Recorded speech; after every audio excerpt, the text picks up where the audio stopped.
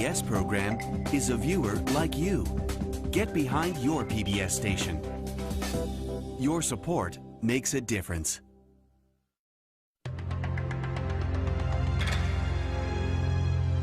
His name is Yash Kukmo.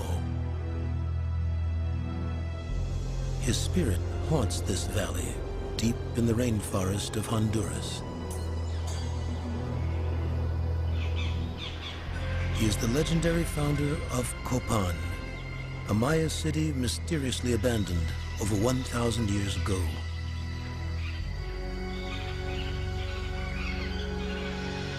For 400 years, his dynasty of holy lords rules a kingdom through hallucinogenic visions, ritual warfare, and human sacrifice.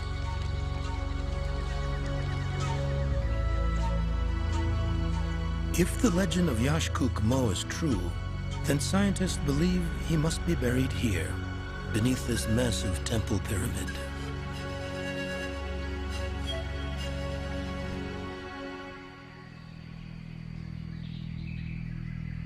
"130 feet down and 1,600 years back in time, anthropologist Robert Scherer burrows deep into the pyramid, searching for the bones of Yash Kukmo.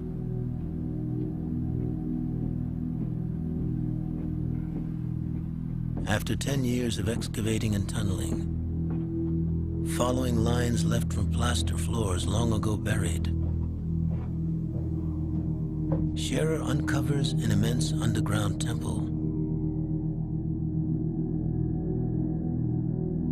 On a vibrantly colored stucco panel, carved with symbols only recently decoded, is the name of the legendary first king of Copan, Yash Kukmo. When we found this stuccoed panel in our tunneling in the Acropolis, we knew we had found the first explicit evidence that this area was associated with Yash Kukmo, the founder of the Copan dynasty. We wanted to get to even deeper levels, to be able to find things, buildings, whatever, that were directly associated with Yash Kukmo, such as his tomb.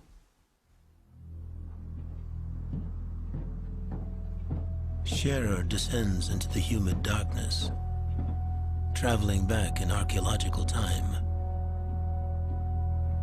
In the depths of this sacred monument, a modern scientist rediscovers a 1,600-year-old tomb.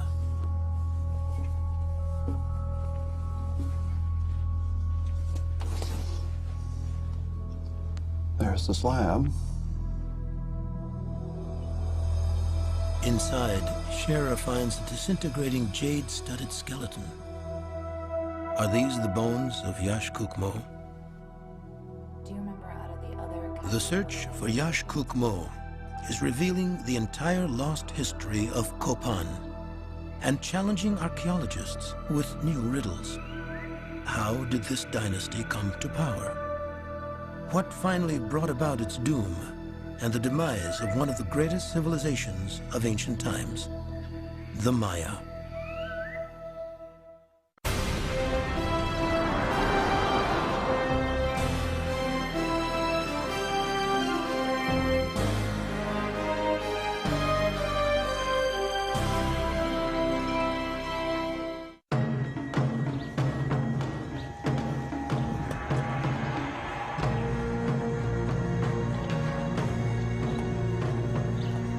November 17th, 1839. In the jungles of Honduras, a small expedition is about to make a momentous discovery.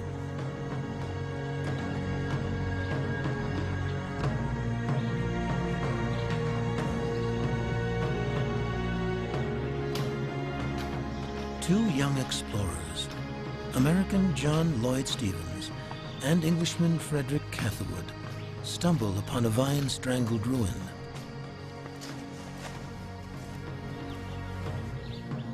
They are entering the ancient Maya city of Copan.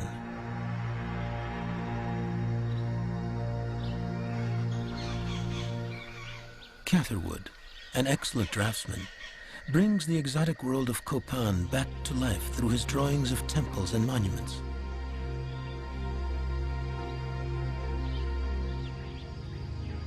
Their best-selling book, Incidents of Travel in Central America, captivates the public with stories of a lost civilization newly found.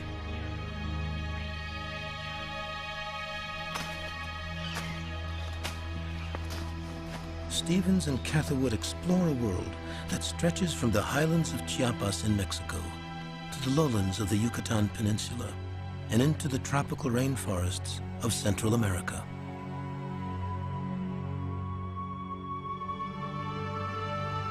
They discover 44 Maya cities, remains of a culture that flourished for more than 700 years, from roughly 200 to 900 of the Common Era.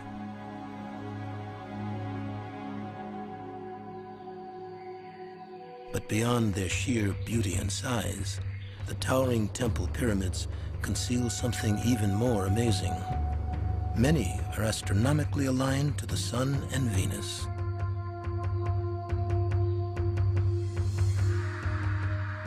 And the strange markings that cover the buildings are more than decorative. They are evidence of Maya picture writing, the most comprehensive ancient script of the Americas, and one of only 5 original writing systems in the world. Who are these Maya? How did they build these magnificent cities rising out of the jungle?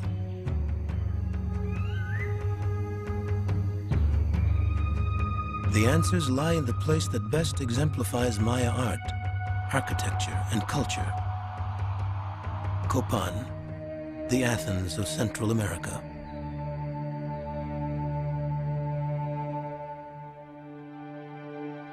Throughout Copan's nearly 10 square miles, about half the size of Manhattan, beautifully carved monuments and temple pyramids rise from the jungle.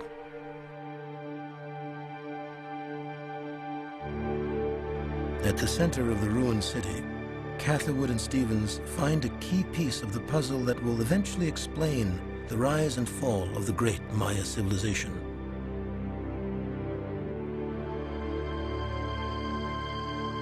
The Acropolis, a massive stone complex of temples and pyramids. Close to its center is a 4-foot square monument that archaeologists call Altar Q.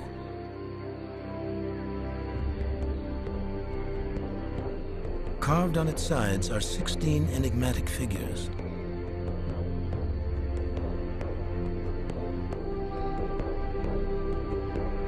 What secrets are locked away in these cryptic carvings?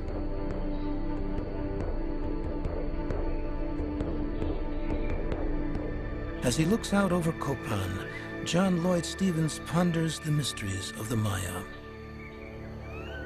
One thing I believe, he writes, the history of Copan is graven on its monuments.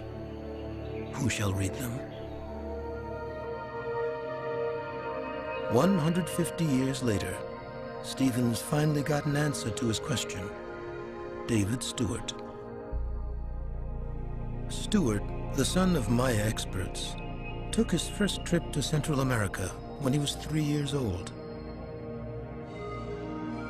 He began deciphering glyphs at age 8, and by the time he was 18, he became the youngest person ever awarded a MacArthur Genius Grant.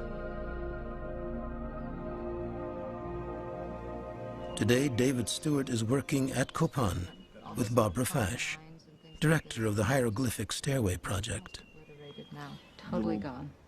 Each of the stairway's 2,200 blocks displays a carved glyph. You can just see a couple of these beads. Unfortunately, many of the glyphs are wearing away. So it's just crumbling away. Right. When John Lloyd Stevens came here about 160 years ago, he speculated that the history was written in stone, that the inscriptions contained historical records. And it turns out he was absolutely right. He had good instincts. Behind me here is the great hieroglyphic stairway of Copan, which is one of the longest texts in the world, certainly the longest text from pre-Columbian America. And written in it are the dates and names of the royal history of Copan. And we've really only been able to read the details of this in the last, 15, 20 years.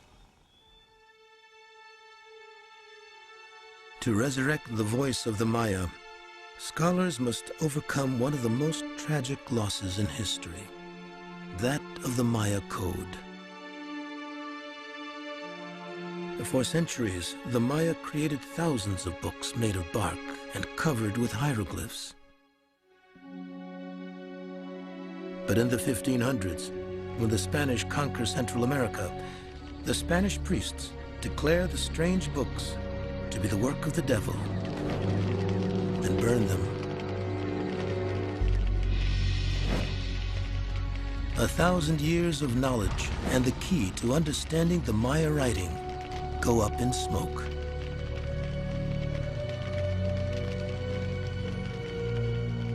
Fortunately, the Maya wrote on other surfaces that couldn't be burned. And miraculously, 4 of the Maya books, or codices, escaped the Spanish bonfires.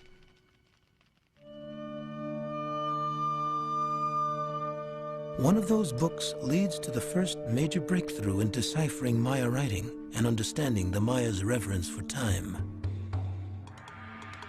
One of the first things that was deciphered about 100 years ago was the calendar system.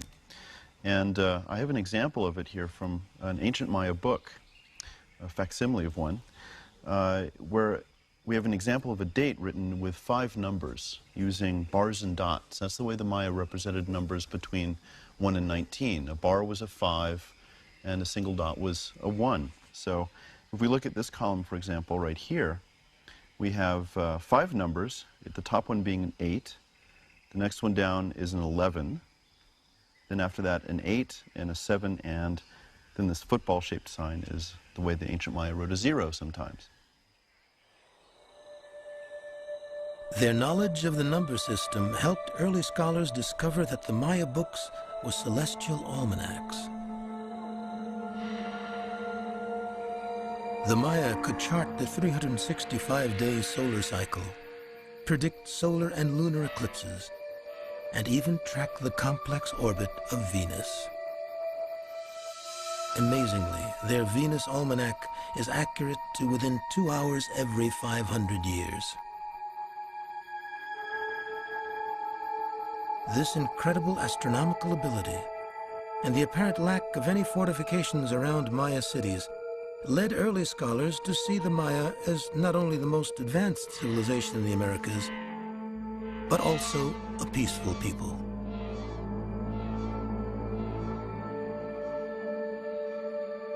When these scholars looked at Alter Q, they believed they were seeing a conference of peaceful astronomer priests. But a shocking discovery in 1946 would forever change the image of the peaceful Maya. Bonampak, a ruined Maya palace in the jungles of southern Mexico, unveiled a series of startling murals depicting torture, warfare, and bloodshed.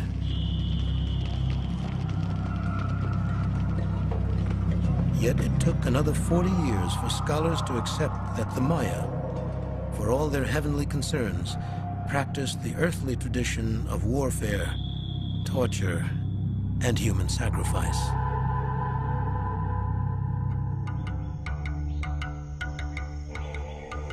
And at sites like the Venus Temple at Copan, modern archaeoastronomers began to detect the true purpose of Maya skywatching.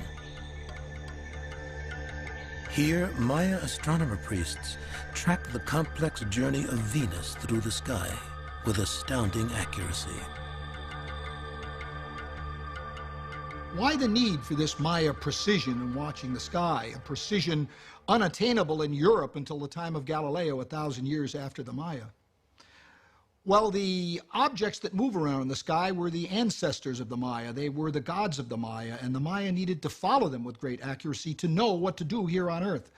I suppose we could say the planets became the reason that their authority was legitimized. And one object in particular, Venus, became their patron god of war. They wrote about it in their codices. They inscribed it in their stele of Copan. They used it to time their rituals, their sacrifices, the precise times when they would conduct war. To the Maya, Venus was not the planet of love, but the god of ritual warfare and bloody sacrifice.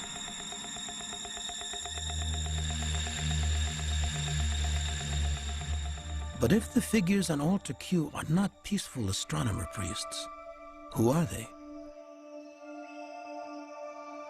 In the early days of Maya archaeology, really before the glyphs could be deciphered, it was thought that the inscriptions contained a lot of information about the calendar, about planets, astronomy, a lot of kind of esoteric information for the priests to read and contemplate.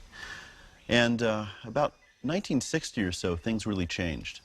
There was a woman working at the Peabody Museum at Harvard named Tatiana Proskryakov, and she noticed that she could divide up the inscriptions into segments of time that corresponded more or less to a human lifetime. And using those texts, she identified a glyph that she thought was a glyph for birth, another glyph for death, and then for a very important event that occurred in between these two dates that was, she surmised, the inauguration of someone to kingship. Turned out she was absolutely right. Are these the kings responsible for Copan's magnificent temples and bloody rituals? After 150 years of slow progress, the pace of decipherment suddenly explodes. In the 1970s, scholars could only identify perhaps 10% of the glyphs. 30 years later, they can read 80% of Maya writing. And by studying the language the Maya people use today, Stewart and other scholars learned the sounds and meanings of the ancient Maya glyphs. Now, when David Stewart looks at Altar Q, he's reading the history of real people. When we were able to actually decipher Maya hieroglyphs, these anonymous characters were suddenly transformed into real people. We now know that they're kings and that on the altar, they're all sitting on their name glyphs. When we can read those names, we can actually read the names of ancient Maya kings. The 16th king's name is Yashpasah Chanyopat. The sky is newly revealed. The 15th king's name is Kak Yipiyach Chankawil. Fire is the strength of the sky god Kawil. The 13th king's name is Washaklahun Ubak Awil. 18 are the images of the god, nicknamed 18 Rabbit. The 11th king's name is Kak Uti Chan. Fire is the mouth of the snake. The 7th king's name is Balam Nen. The jaguar mirror. All the figures sit on name glyphs, with one prominent exception. The first figure, the one who anoints the 16th king with the baton of office, sits on the glyph that represents the Maya word, Lord. Years after the other kings were identified, the first figure on Altar Q remained a mystery. Dressed differently from the others, and wearing the eye goggles of the Central American rain god, many Maya scholars believe this figure must surely be a god.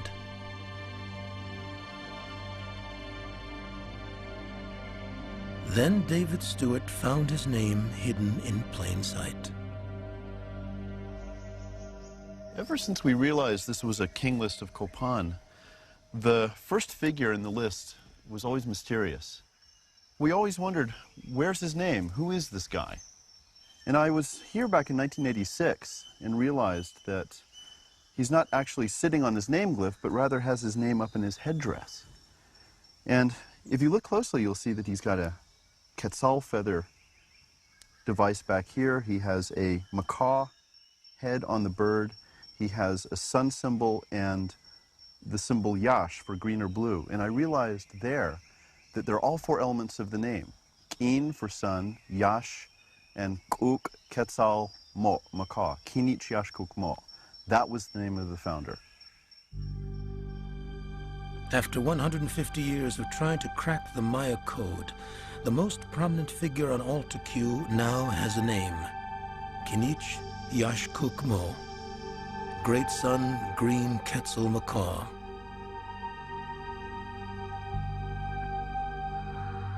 Now archaeologists want to find the crucial piece of evidence to confirm his existence: his bones. But where should they dig?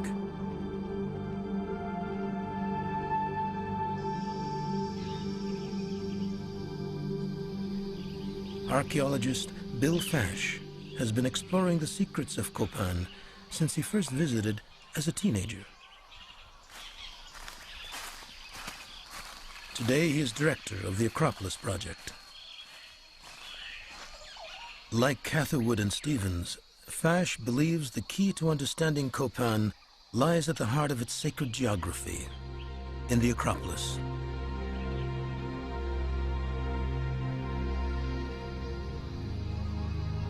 At the height of Copan's glory, the Acropolis was crowned by magnificent temples and served as the spiritual and political center for Copan's rulers.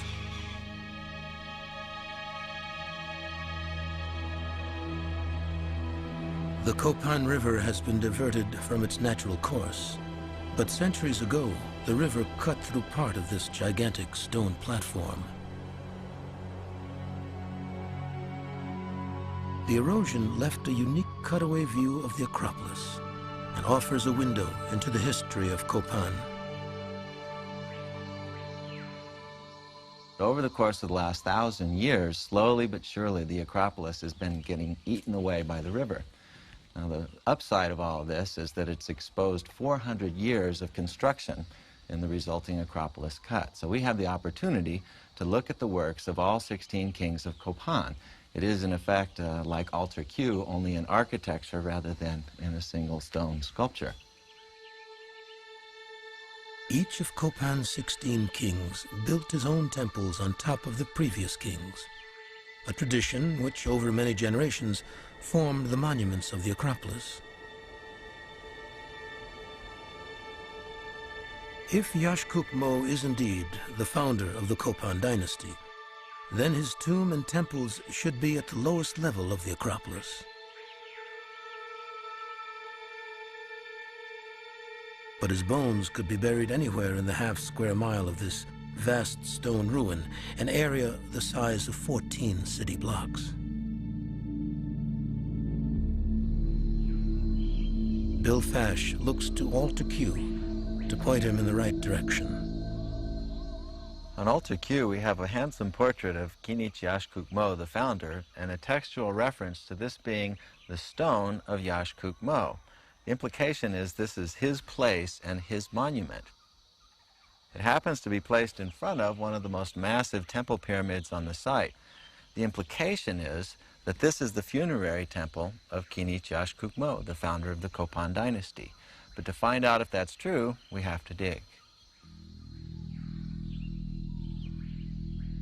After working their way down through the layers, archaeologists finally reached the depth that should correspond to the origins of the mighty Copan dynasty.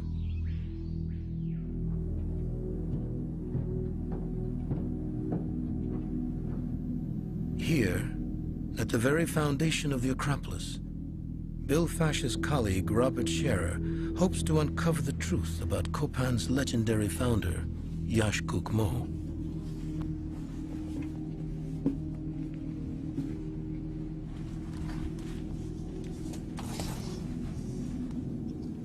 There's the slab.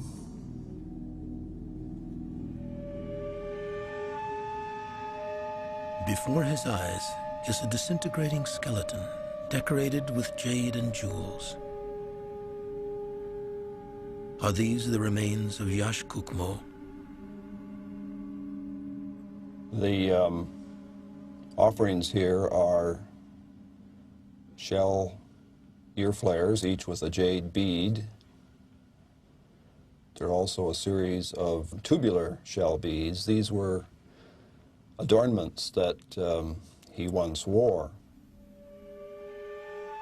This particular jade bead is carved with the woven mat motif, which to the Maya represented rulership. And this person's teeth are filed and inlaid with jade, also a symbol of Maya aristocracy.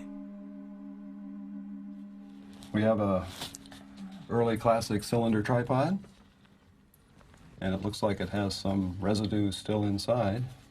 Wow, look at that. As Scherer and his associate Ellen Bell remove the precious contents of the tomb, they still face the question, are these the remains of Yash-Kuk-Mo? Once again, Scherer turns to a familiar source, Altar Q. The image of Yash-Kuk-Mo on the side of Altar Q is one of the most detailed in all of Copan, right down to his jewelry. It depicts him wearing ear flares and a single jade bar, jewelry identical to ones found by Scherer in the tomb. The image of Yash-Kuk-Mo on Altar Q also depicts him holding a shield on his right arm, making him a left-handed warrior. That corresponds intriguingly to evidence from the bones. The bones in the tomb tell us many things about the man buried here. They tell us his age. He was an elderly individual, probably over 50 years old at death. They tell us, of course, that he was male. They also tell us about a series of injuries, combat-style injuries that he suffered during life. Perhaps most dramatic, a severe blow to the right forearm of the type that's usually called a perifracture, the kind of fracture that one gets in warding off a blow with the forearm. In this case, probably with a shield on that forearm.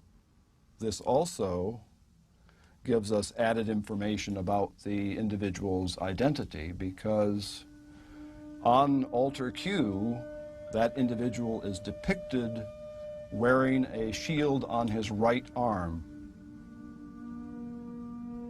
This is one more case where the myth of Copan's dynastic founder is becoming real through archaeological evidence. But the skeleton holds more clues. Studies of the minerals found in the teeth and bones indicate that this individual is not from Copan. In Maya legend and hieroglyphic text, Yash-Kuk-Mo is referred to as Lord of the West.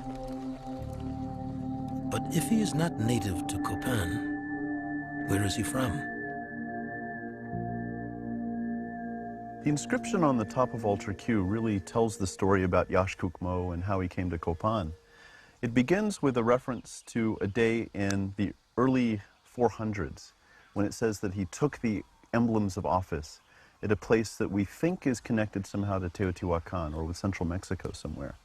3 days later, it says, he comes from that place. He leaves that very spot. And then the inscription goes on to say something really remarkable. 153 days after he leaves, apparently, central Mexico, he rests his legs. And then it says he is a West Lord, and that's a title that he has throughout the Copan inscriptions, throughout history. And then finally, the last two glyphs of the passage read, Huli Ushwitik. He arrived at Copan. So there's no question in my mind that Kinich Yash-Kuk-Mo became a king at a very faraway spot in central Mexico and brought those emblems of office back here to Copan to found the dynasty. Based on the evidence, the location of the tomb in the Acropolis, matching the jewelry and fractured bones from the tomb with the image of Yash-Kuk-Mo on Altar Q,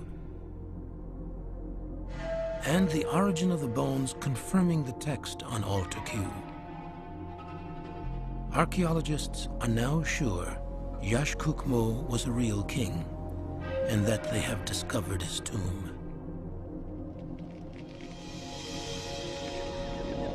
But these findings pose new mysteries. What did Yaxcoch Mo find when he arrived? How did this outsider conquer Copan and create a 400-year dynasty?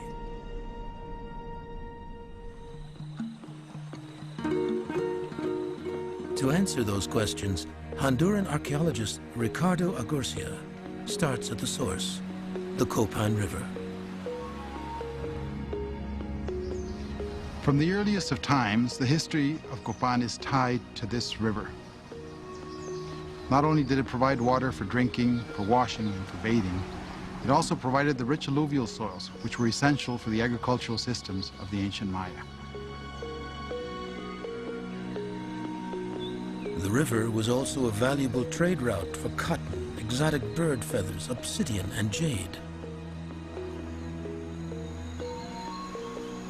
The rulers of early Copan grew prosperous and began to build. And by the year 400, the time of Yaxcoch Mo's arrival, Copan is dominated by feuding warlords. Into this arena steps Kinich Yaxcoch Mo, who brings with him the might and the power to consolidate the political power and create a new kingdom, which flourishes for the next 400 years. Yaxcoch Mo's arrival is probably marked by terror and bloodshed. He may have consolidated his power through a strategic alliance, marrying into the family of a local warlord.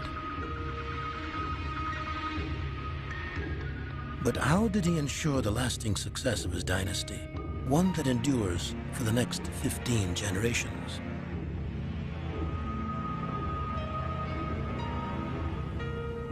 Evidence of his strategy is hidden in the forest on the edge of Copan's Great Plaza. By 160 AD, in the Copan Valley, there are all different kinds of evidence that indicate that things were getting pretty interesting. And there are a number of archaeological finds that indicate a large population with extensive trade connections building some fairly monumental structures. Fash suspects that one of those structures lies beneath this tree-covered mound. His field study students survey the area. Okay, John, come back this way. Ready. As soon as workers start to excavate, they uncover cut stone building blocks.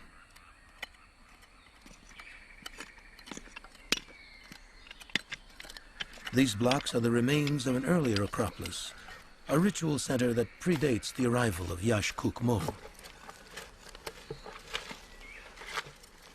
The structure that would replace it seems to have been carefully designed by Yaxcoch Mo to solidify his rule. After the arrival of Yaxcoch Mo in AD 426, he decides to make a clean break with the past and the old dynasty. The old Acropolis and Center for Performances is abandoned, and instead he creates his own regal ritual center about 200 yards south of the old Acropolis.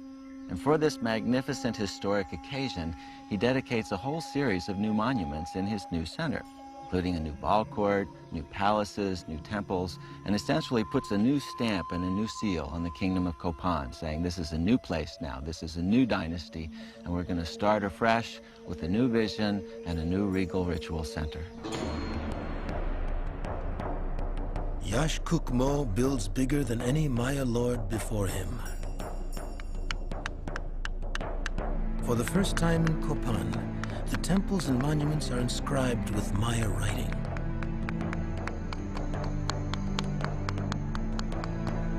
In these inscriptions, the legend of Yaxcoch Mo is born.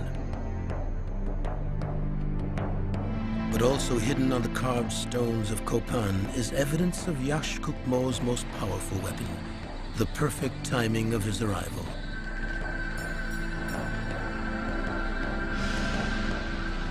The year 426 corresponds to a powerful milestone in the Maya calendar, the Baktun.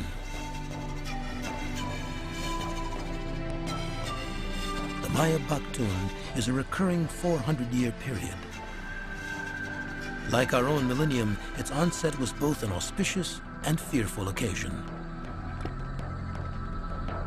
Yaxcucmo's arrival ushers in the 9th Baktun and elevates him to the realm of the supernatural.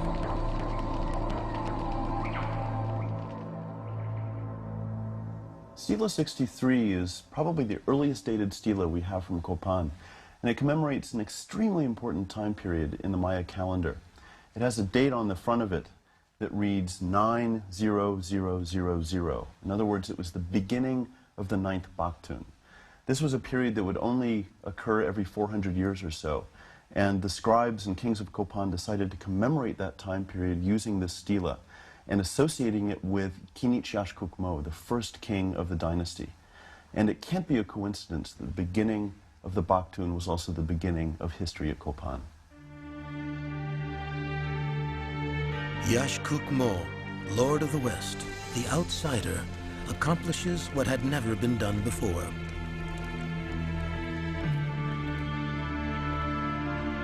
He consolidates power into a single dynasty and sparks a period of unprecedented growth and artistic achievement. Copan's holy lords, the successors of Yaxcucmo, rule for the next 400 years an entire Maya Baktun.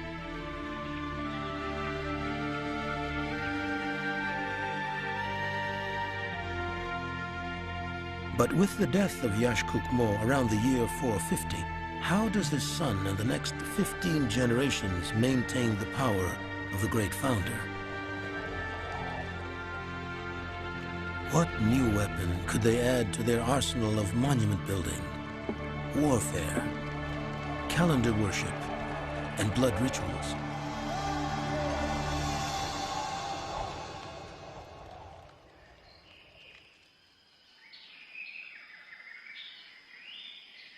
Found buried beneath the hieroglyphic stairway, this monument holds the answer. Inscriptions on this altar, called the Matmat marker, reveal that it was dedicated by the second ruler of Copan. The new weapon he brings to the dynasty is the image of his father, Yaxcucmo. This simple marker stone is actually the earliest monument we have from Copan. It shows the king Kinich Yaxcucmo on one side, along with his son, Ruler II, on the other side.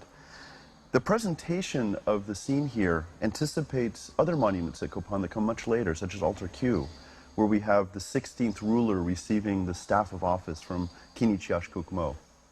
Here, Ruler II does much the same thing, relying on the founder, his father in this case, as the ultimate symbol of his power. This iconographic connection to Yaxcucmo becomes the visual propaganda technique employed by each of the 14 kings that follow.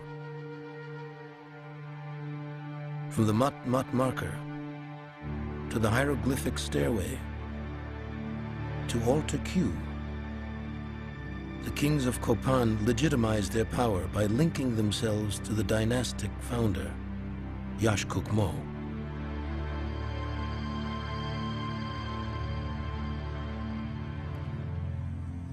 But they also invoke his power more directly. The holiest site in Copan's sacred geography is the place where Yaxcucmo is buried. It lies at the heart of the Acropolis.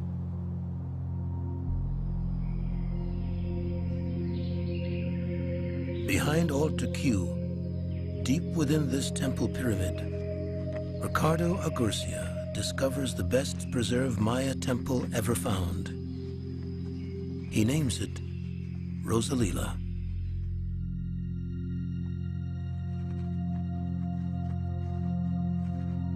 Rosalila sits in the middle of a long sequence of constructions built over 400 years by the ancient Maya.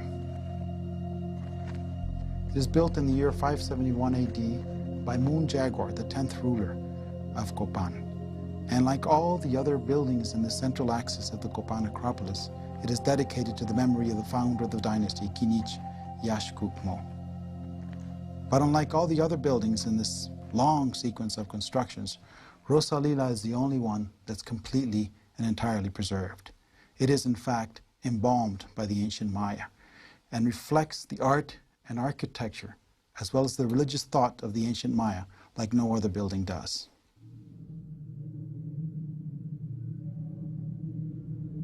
For nearly a century, the Maya kings maintained Rosalila, retouching its ornate sculpture with fresh plaster and paint.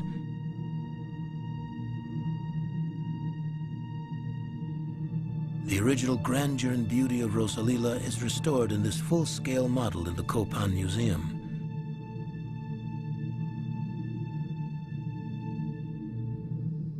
A subsequent Maya king carefully buried Rosalila intact within a newer temple pyramid, the ultimate expression of his reverence.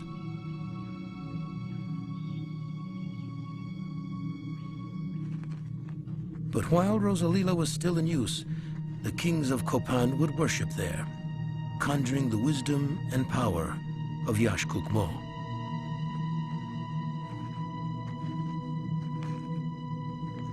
As the living king would walk into the Rosalila temple, he would be entering the realm of the supernatural.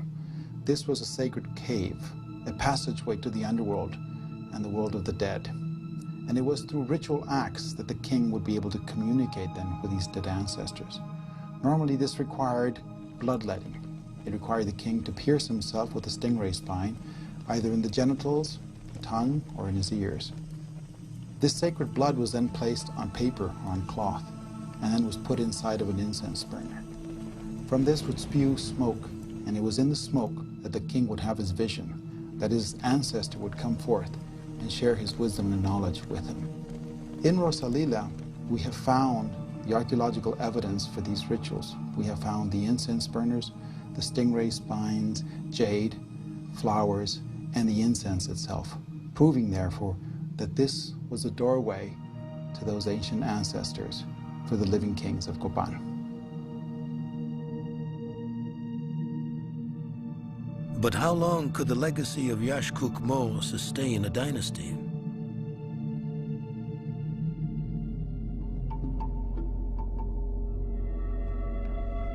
By the time of 18 Rabbit, the 13th ruler of Copan, the city reaches the height of its power.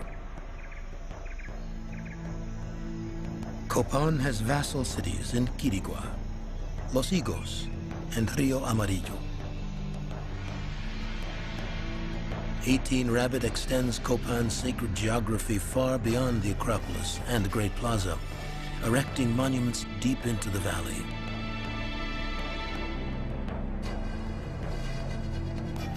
Along the Great Plaza of Copan, Ruler 13 dedicates rows of these stelae, or as the Maya called them, big stones. Each one marks the sacred passage of time and describes the ritual the king performs at that time.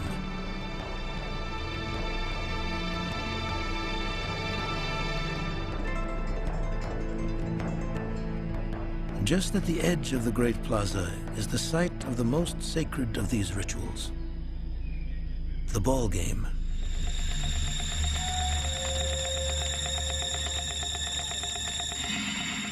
The game was played on two levels, within the mythological Maya underworld and here on Copan's ball court. It was a game that often ended in the ritual beheading of the defeated team. The loser's skull sometimes replaced the ball. The Maya ball game lay at the heart of religious ritual, and when the Copan king took the court against his enemy, they were playing for stakes of life and death. But in this, the one who controlled the ball was the one who was also controlling the sun, for the ball was like the sun, moving in and out of the underworld. And when finally the winner could be determined and the victim was slain, it was his blood, the defeated one's blood, that would seal the deal and keep the sun in perpetual motion. For over 400 years, this elaborate system of ceremony and sacrifice secured power for the kings and ruling elite of Copan and other Maya cities.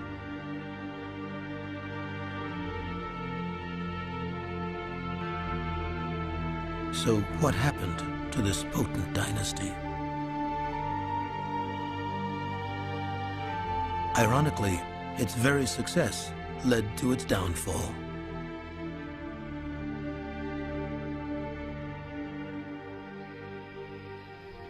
The story of Copan's decline is written between the lines of the 2,200 glyphs carved into the massive stone blocks that form the 90-foot-tall hieroglyphic stairway.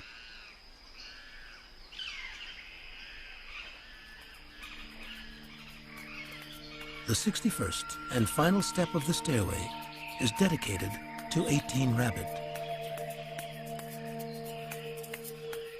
He rules for 42 prosperous years. To celebrate completion of Copan's great ball court, one spring day in the year 738, he goes looking for sacrificial victims to play ball. Unfortunately for 18 Rabbit, the tables turn, and the king of Quirigua, one of Copan's vassal cities, captures 18 Rabbit and beheads him.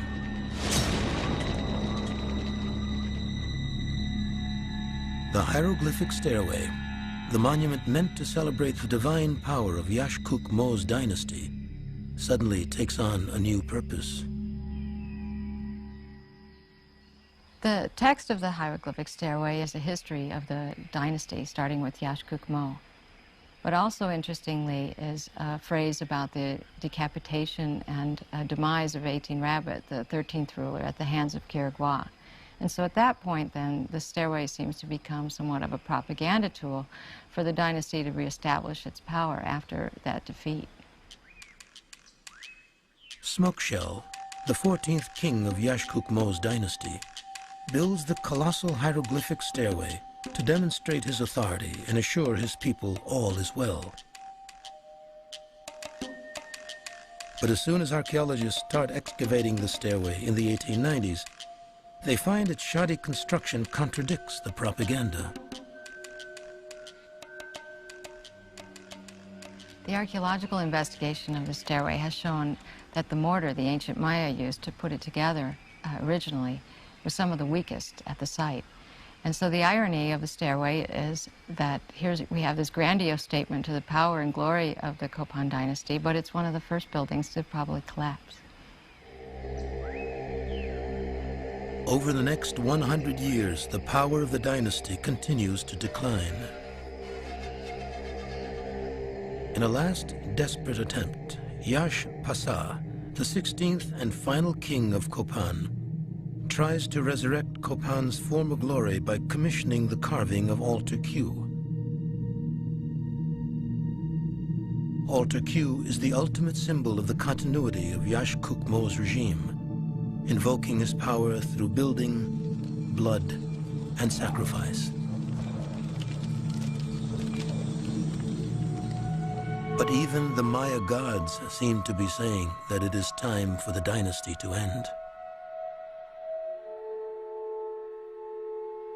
Altar Q, with its 16 portraits of the rulers of Copan, is much more than just a visual king list. All of the kings are shown in a remarkable symmetry that reflects cosmology and its combination with history in the Maya sense of the world. There are 4 kings on each 4 sides, and I think the Lord who dedicated this stone certainly was aware of the fact that he could construct a monument that would show all of his ancestors in such a remarkable pattern of symmetry that reflected